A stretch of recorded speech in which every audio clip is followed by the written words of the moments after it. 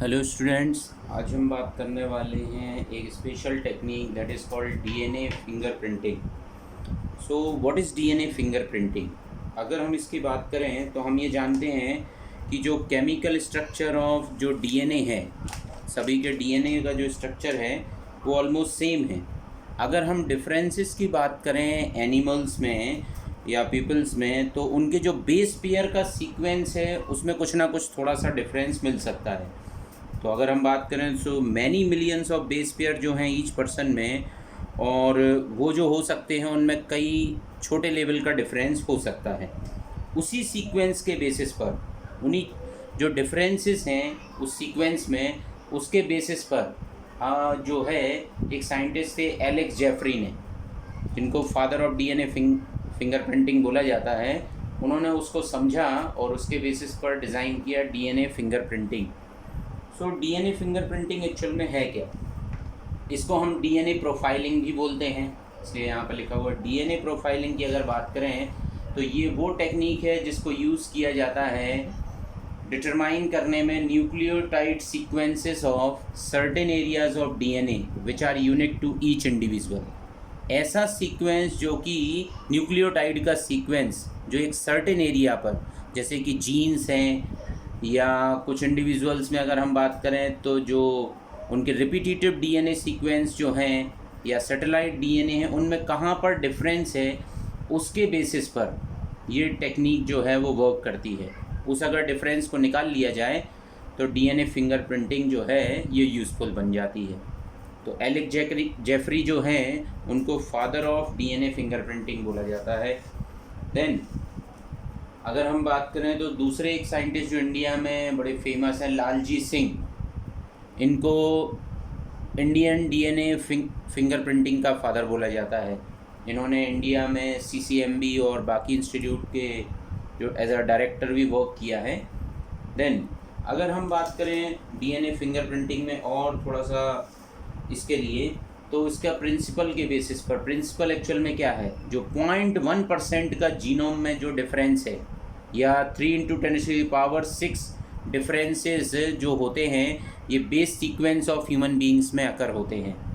सो इसी डिफरेंसेस को, the differences also अगर इन जीन्स एंड रिपीटेटिव डीएनए, जिनको कि हम सैटेलाइट डीएनए के नाम से भी जानते हैं, उनमें यही डिफरेंसेस दिखाई देते हैं और ये न्यूक्लियोटाइड के डिफरेंसेस होते हैं।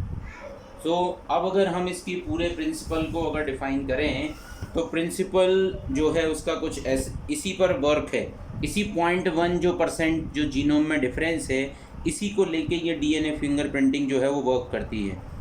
देन अगर हम बात करें इसमें तो सबसे पहले on the basis of composition, eighty rich, adenosine, thymine rich और ग्वानिन और cytosine rich, length, number of repetitive units, satellite DNA, several types of micro satellite, mini satellite को सबसे पहले आइडेंटिफाई कर लिया जाता है।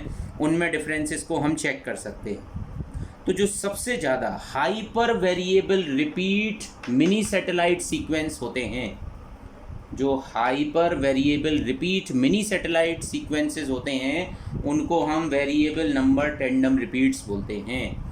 जिनमें वेरिएबिलिटी के चांसेस ज़्यादा होते हैं, उन सैटेलाइट सीक्वेंसेस के लिए हम VNTRs बोलते हैं। अगर VNTRs को डिफ़ाइन करें तो VNTRs एक्चुअल में है क्या? VNTRs जो है ये 11 to 60 बेस पेयर्स के surrounded by conserved restriction site से जो होते हैं, वो साइट्स से कवर्ड होते हैं, जिनको कि हम फ्रेगमेंट लेंथ पॉलीमॉर्फिज्म भी बोलते हैं। This is called RFLP, restriction fragment length polymorphism. इसको RFLP के नाम से भी जाना जाता है। अगर VNTRs के डिफरेंसेस की बात करें तो VNTR जो होते हैं वो डिफ़र करते हैं फैमिलीज़ में, या तो उनके डीएनए सीक्वेंसेस में कुछ डिलीशन हुआ हो, या तो कुछ न्यूक्लियोटाइड के सीक्वेंसेस बेस पेयर्स जो हैं वो डिलीट हो चुके हैं, उसके बेसिस पर डिफरेंसेस बनेंगे, या उनमें कोई नया सीक्वेंस जो है वो इंसर्ट हो गया हो, या उनमें किसी तरीके का म्यूटेशन हुआ है, तो ये VNTRs जो होते हैं ये फॉर्म्ड ऑफ होते हैं। देन तो अगर हम म्यूटेशन फ्रीक्वेंसी की बात करें तो म्यूटेशन फ्रीक्वेंसी को ही अगर एज अ क्राइटेरिया बना लिया जाए तो म्यूटेशन की फ्रीक्वेंसी होती है 0.01 और 1% की बात करें तो रिजल्ट इन डीएनए पॉलीमॉर्फिज्म हो सकती है। इसके बेसिस पर डीएनए पॉलीमॉर्फिज्म बन जाएगी। म्यूटेशन की अगर हम बात करें तो ये एक्यूमुलेटिंग रहते हैं जनरेशन आफ्टर जनरेशन, ये एक इम्पॉर्टेंट बात है। और मोस्ट ऑफ देम जो लोकेटेड होते हैं in the region of satellite DNA, वही वीएनटीआर का और आरएफएलपी का सोर्स बन जाते हैं। उनको ही हमें चेक करना होता है। इसको अभी हम टेक्निक्स की बात करेंगे, बट नाउ डेज अगर हम बात करें तो जो अगर डिफरेंसेस की बात करें तो आज हम इसमें जो यूज़ करते हैं वो आरएपीडीज़ का यूज़ करते हैं, रैंडमली एम्प्लीफाइड पॉलीमॉर्फिक डीएनए, जो है डीएनए फिंगरप्रिंटिंग में यूज़ किए जाते हैं। ये सिमिलर टेक्निक है बिल्कुल आरएफएलपी के जैसी, बस इसमें रैंडमली एम्प्लीफाइड पॉलीमॉर्फिक डीएनए होते हैं, इनका यूज़ किया जाता है। बट अगर हम बात करें थोड़ा सा और इसके प्रिंसिपल में, और अगर हम डीप जाने का प्रयास करें तो हम ये जानते हैं कि हर एक चाइल्ड जो भी बर्थ लेता है उसमें 50% डीएनए मदर से होता है और 50% डीएनए फादर से होता है, रिसीव होता है। तो अगर हम बात करें number of VNTRs in particular area of 2 homologous chromosomes, अगर 2 होमोलोगस क्रोमोसोम में उन वीएनटीआर्स की अगर हम डिफरेंसेस की बात करें तो ये रिज़ल्ट करता है कि उनमें कुछ ना कुछ कॉम्बिनेशंस बनेंगे। तो 2 पेरेंट्स से, मतलब उससे डिफरेंट पेरेंट्स डिफरेंट फैमिली को बिलोंग कर रहे हैं वो, तो उससे जो है उसमें 50% डीएनए की जो सिमिलैरिटी है वो मदर से और 50% फादर से मिलेगा। तो वीएनटीआर्स में और आरएफएलपी में एक पर्टिकुलर पर्सन को इन दोनों का कॉम्बिनेशन रिसीव होता है, तो डिफरेंसेस तो कंफर्म होंगे, हर एक पर्सन में कोई ना कोई डिफरेंसेस मिलेंगे ही।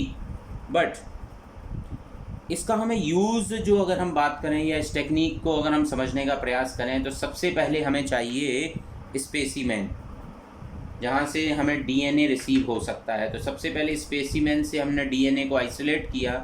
डीएनए को आइसोलेट करने के बाद, डीएनए को अगर आपने एक बार आइसोलेट कर लिया है, देन इसको रिस्ट्रिक्शन एंजाइम्स के थ्रू कट कर दीजिए। मान लीजिए हमने ब्लड सेल से आइसोलेट किया, फिर हमने इसको रिस्ट्रिक्शन एंजाइम से कट कर दिया, तो हमें जो है वो फ्रेगमेंटेड डीएनए मिल जाएगा। फ्रेगमेंटेड डीएनए को हमने क्या किया, सेपरेट किया इलेक्ट्रोफोरेसिस पर। एग्रोस जेल इलेक्ट्रोफोरेसिस में हमने डीएनए को सेपरेट कर लिया। फिर हमने इसके लिए सेम हमने एक टेक्निक पढ़ा था सदर्न ब्लॉटिंग, तो हमने इसको नायलॉन मेम्ब्रेन पर इस इलेक्ट्रोफोराइज्ड डीएनए को इसके ऊपर जो है इस पर हमने इसको एक्सट्रैक्ट कर लिया। इसके लिए बैंड पैटर्न को ट्रांसफ़र करा दिया नायलॉन की मेम्ब्रेन पर, जिसको हमने सदर्न ब्लॉटिंग बोलते हैं। सदर्न ब्लॉटिंग करने के बाद हमने इसके ऊपर ऐड किया डीएनए प्रोब को। डीएनए प्रोब का हमने एडिशन किया। डीएनए प्रोब हमने बोला था कि इनको हम रेडियो लेबल्ड भी कर सकते हैं, तो हमने सबसे पहले इसको प्रोब का एडिशन किया। देन प्रोब एडिशन कर देने के बाद प्रोब जो जैसे ही हमने इसको हाइब्रिडाइज किया, फिर रेडियो एक्टिव प्रोब हमने इसके ऊपर एडअप कर दिया, और इसके बाद हमने हाइब्रिडाइजेशन की प्रोसेस हो गया। फिर इसका हमने एक्सपोजर किया एक्सरे फिल्म के ऊपर।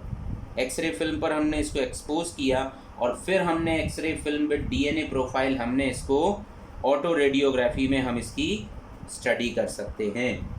तो यहाँ पर हमें जो है सीक्वेंस दिखाई देगा कि कहाँ पर पेयरिंग हुई है डीएनए के साथ में, जो फ्रेगमेंटेड डीएनए है उस पर कहाँ पर प्रोब का एडिशन हुआ है।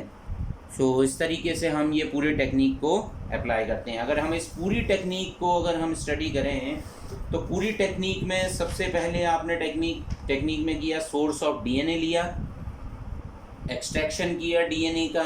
डीएनए को एम्पलीफाई भी आप कर सकते हैं अगर चाहें तो पीसीआर की मदद से, तो पीसीआर की मदद से आप इसको एम्पलीफिकेशन भी कर सकते हैं, फिर फ्रेगमेंट कर सकते हैं, फिर सेपरेशन ऑफ वीएनटीआर्स कर दिया, वेरिएबल नंबर टेंडम रिपीट्स। फिर चाहे तो आप इसको वैसा ही है जैसी टेक्निक में हमने इसको इथिडियम ब्रोमाइड में चेक कर सकते हैं जो आरएफएलपीज़ हैं, और फिर यूवी रेडिएशन में चेक कर सकते हैं। सिंगल स्ट्रैंडेड डीएनए हो जाएगा। इसको हमने एल्कली ट्रीटमेंट भी किया जाता है, यहाँ पर एल्कली ट्रीटमेंट भी परफॉर्म किया जाता है पूरी टेक्निक में, जिससे कि जो डबल स्ट्रैंडेड जो केमिकल है जो स्प्लिट कर देता है, इससे बदल जाते हैं सिंगल स्ट्रैंडेड डीएनए। यहाँ पर सिंगल स्ट्रैंडेड डीएनए में कन्वर्ट हो जाएगा ये।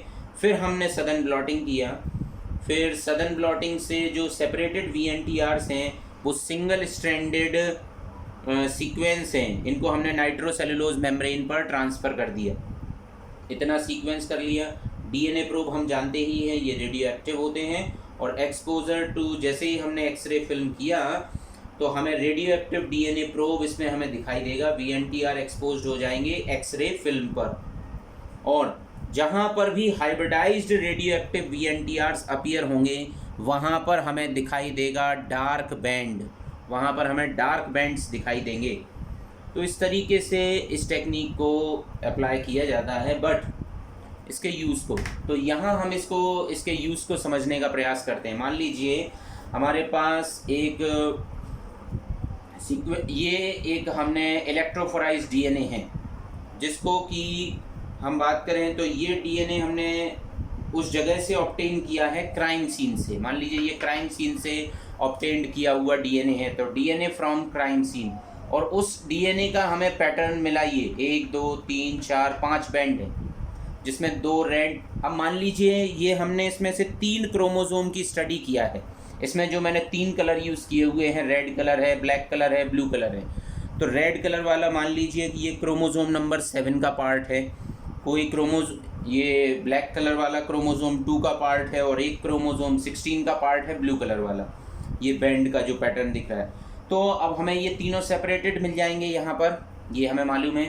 अब हमने क्या किया, हम ये जानते हैं कि पैटर्नल क्रोमोसोम्स होंगे, हम उनको डीएनए फ्रॉम इंडिविजुअल ए, मान लीजिए 2 हमारे लिए सस्पेक्ट मालूम चलते हैं, 2 सस्पेक्ट हैं, दोनों सस्पेक्ट के डीएनए को हमने जो किया इसको भी इलेक्ट्रोफोराइज्ड किया। इलेक्ट्रोफोराइज करने के बाद हमने इसको जेल पर डीएनए फिंगरप्रिंटिंग हमने इसका करके देखा। तो डीएनए फिंगरप्रिंटिंग करके देखा तो यहाँ पर हमें डीएनए फ्रॉम इंडिविजुअल ए मिला और डीएनए फ्रॉम इंडिविजुअल बी मिला। तो जो इंडिविजुअल बी है उसका जो सीक्वेंस है, जो यहाँ पर हमारे लिए दिखाई दे रहा है इस पूरे डीएनए फिंगरप्रिंटिंग में, जो रिप्रेजेंटेशन में दिख रहा है, इस रिप्रेजेंटेशन से हमें ये समझ में आता है कि जो डीएनए फ्रॉम इंडिविजुअल बी है वो ज़्यादा क्राइम सीन के साथ में मैच कर रहा है, एग्जैक्टली मैचिंग हो रही है उसके साथ में। इन क्रोमोसोम की दोनों सेम है, क्रोमोसोम नंबर जो था वो 7 है, 2 का डीएनए है, 16 का डीएनए है, वो ऑलमोस्ट सेम मैच करता हुआ मिल रहा है, जिससे ये कंफर्म हो रहा है कि जो इंडिविजुअल बी है वही क्राइम सीन पर था और यही जो है वो क्रिमिनल है। तो इस तरीके से हम क्रिमिनल केस को यहाँ पर आसानी से स्टडी कर सकते हैं। तो इस तरीके से इसका एक एप्लीकेशन पॉइंट ऑफ व्यू भी हो गया। देन अगर हम जो बात करें कि VNTRs, या हम जो इसके बेसिस पर जो आइडेंटिफिकेशन कर रहे हैं, तो इसमें हम VNTR का भी यूज़ करते हैं, इनको हम रेडियो लेबल्ड नहीं करते हैं, बट प्रोब जो होते हैं वो रेडियो लेबल्ड होते हैं, ये ध्यान रखने की बात है यहाँ पर, और ये रेडियो एक्टिविटी शो करते हैं। और जो प्रोब होते हैं वो सिंथेटिक डीएनए होते हैं, ये हमने पिछले वीडियो लेक्चर्स में भी हमने डिस्कस किया हुआ है कि प्रोब जो होते हैं वो सिंथेटिक डीएनए फ्रेगमेंट होते हैं, और इनकी मदद से ही हम प्रोब की मदद से ही वेरिएबल नंबर टेंडम रिपीट्स के सीक्वेंसेस को आइडेंटिफाई करते हैं। जबकि VNTRs जो होते हैं वो आइडेंटिफिकेशन ऑफ पर्सन को बताते हैं कि इस पर्सन के क्या VNTR का सीक्वेंस है, तो इससे कंफर्म हो जाता है। अगर हम डीएनए फिंगरप्रिंटिंग के एप्लीकेशन पॉइंट ऑफ व्यू की बात करें तो इसके जो एप्लीकेशंस हैं वो solving cases of disputed paternity और मैटरनिटी को, अगर कोई पर्सन किसी में अगर बात किया जाए कि कौन किसका पेरेंट है, तो इसको इस तरीके के केस को सॉल्व किया जा सकता है। क्लोज रिलेशंस को सॉल्व किया जा सकता है, किसके बीच में क्लोज रिलेशंस हैं उसको कंफर्म किया जा सकता है। तो डीएनए फिंगरप्रिंटिंग जो है वो किसी इंटेंडिंग इमाइग्रेंट्स के लिए भी बता सकता है कि वो कौन कहाँ से माइग्रेट करके भी आया हुआ है। देन क्रिमिनल आइडेंटिफिकेशन की तो बात हमने कर ही लिया है, फॉरेंसिक्स में इसका यूज़ किया जाता है। ह्यूमन लीनिएज की भी स्टडी किया जा सकता है। ह्यूमन लीनिएज मतलब रिलेशनशिप विथ वेरियस एप्स से हमारा क्या रिलेशनशिप है, तो डीएनए फिंगरप्रिंटिंग में उससे भी हम रिलेशनशिप की बात कर सकते हैं। स्पेसिफिक अलील्स की, कुछ ऐसे इथनिक ग्रुप्स होते हैं जिनमें अगर हम बात करें तो उनके कुछ स्पेसिफिक अलील्स होते हैं, वो किसी रेजिस्टेंस को लेके हो सकते हैं किसी वेरियस डिसीज़ में, तो उसके बेसिस पर हम इसका उसमें भी हम इसका यूज़ कर सकते हैं। जीन थेरेपी में इसका यूज़ किया जा सकता है कोई सीक्वेंस के बेसिस पर। तो ये जो हैं इतने सारे एप्लीकेशन जो हैं वो डीएनए फिंगरप्रिंटिंग के निकल के सामने आते हैं। So this is about DNA fingerprinting. Thank you.